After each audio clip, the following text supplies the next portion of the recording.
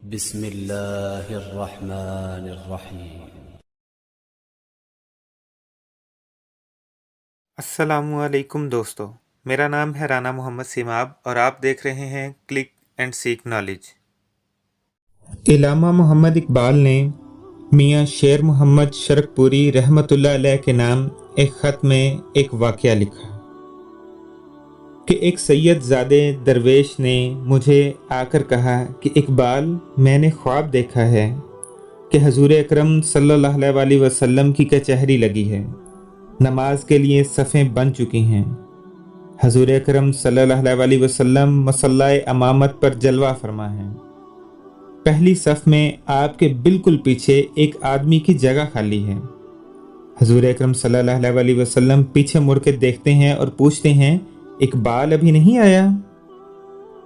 اتنے میں صفوں میں سے ایک صاحب نکل کر جاتے ہیں اور ایک شخص کو جس کی داڑھی نہیں تھی لا کر حضور اکرم صلی اللہ علیہ وسلم کے بالکل پیچھے اس خالی جگہ پر کھڑا کر دیتے ہیں۔ اس کے بعد حضور اکرم صلی اللہ علیہ وسلم جماعت کراتے ہیں۔ بارگاہ مصطفی صلی اللہ علیہ وسلم میں اس قدر منظوری اور قرب رکھنے والے ولی کامل علامہ محمد اقبال رحمۃ اللہ علیہ کا یوم پیدائش 9 نومبر سب کو مبارک ہو۔ حکیم الامت حضرت علامہ محمد اقبال کے افکار و نظریات اور نگاہ بصیرت بر صغیر کے مسلمانوں میں ایک نئی روح پھونکی ہے اور ان میں وحدت کے جذبات کو پروان چڑھایا ہے، جس کے نتیجے میں مملکت خداداد پاکستان مارز وجود میں آئی۔